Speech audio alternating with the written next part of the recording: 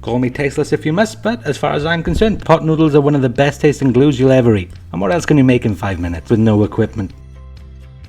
Originally, I was going to jump straight in with this week's quote-unquote recipe, but while filming this intro shot, I noticed I've got most of the ingredients for this in my store cupboard, so I'm wondering, can I make a homemade batch of this broth mix?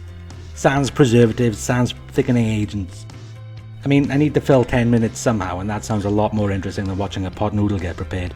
Now, judging by the colour and the ingredients list, I think the main component of this broth is yeast flakes. So a few tablespoons of that. I'm just going to eyeball in some onion powder, some salt, some MSG, some skimmed milk powder, and some caster sugar.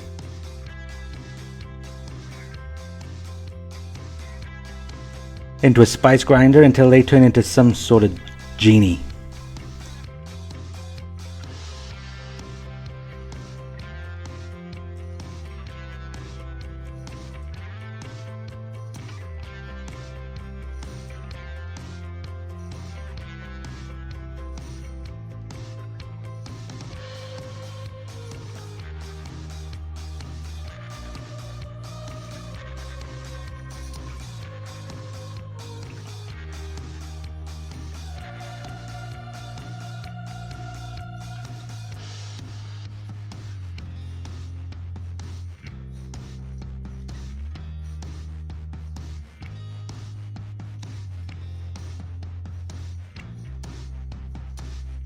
The observant amongst you might have noticed an important omission from this chicken and mushroom flavoured dish, but I'm trying to be accurate.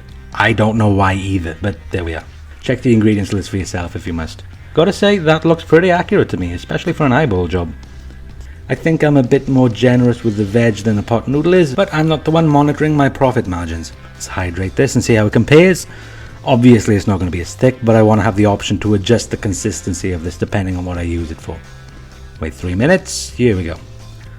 Okay, so right off the bat you can see why the stabilizers are so important. Most of this mix is settled into a layer of sediment. Stir this before I taste it.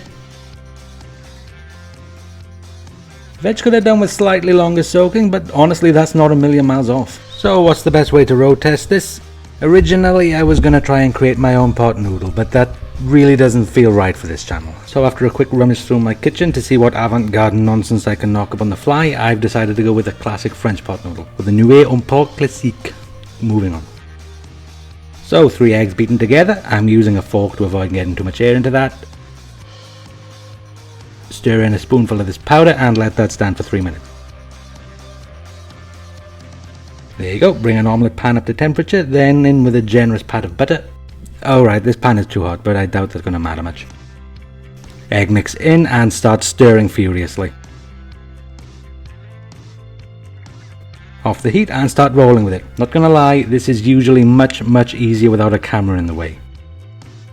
Oh no, it's ever so slightly brown, that's ruined it. Onto a plate. There you go, eat your heart out, Jacques Pepin. Obviously it's a bit overdone, but not by much. Try a piece.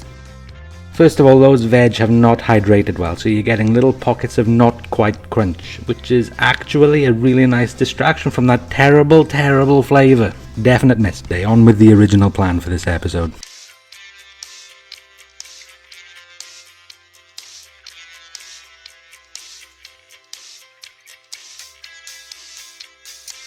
Okay, I'm not that cruel. 2 pot noodles into a tub, stir in 180 grams of a strong grated cheddar and microwave it for a minute just to help the cheese melt. Morning after, and that's what I'm after, a solid block of noodle.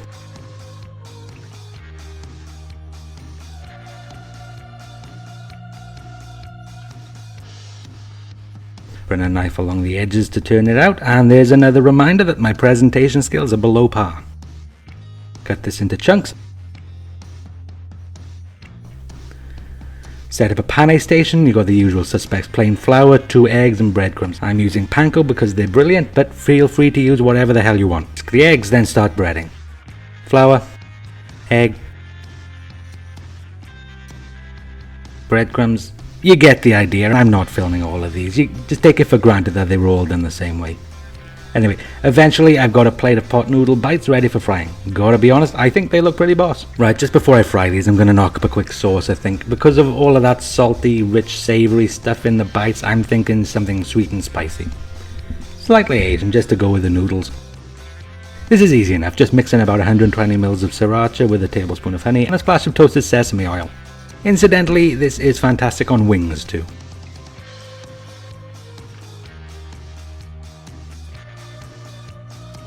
Anyway, let's get frying. Hot pan of oil and fry these in batches. Careful not to overload the pan, and there you go.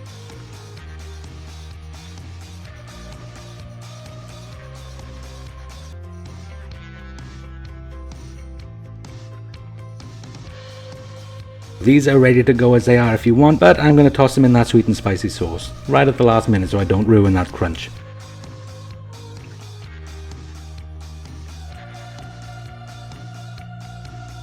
Black sesame seeds, and let's get these plated.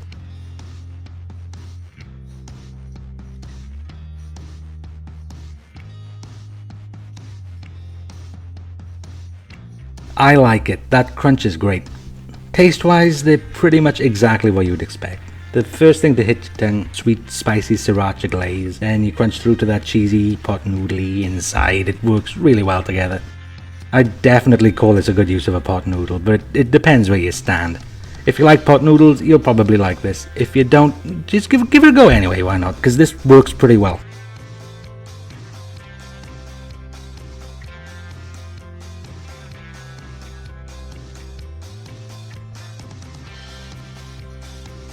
I'm gonna roughly chop, mix in. I'm gonna sit on this one for a while and try thinking of other things I can make with one of these. And that broth mix now that I've got it.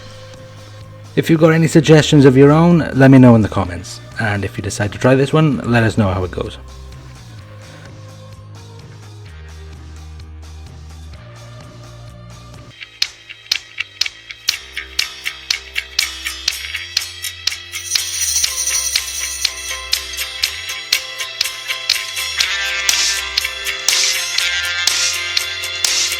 Social links in the description. If you like what you've seen here and want to see me come up with more of this nonsense, subscribe and ring the notification bell.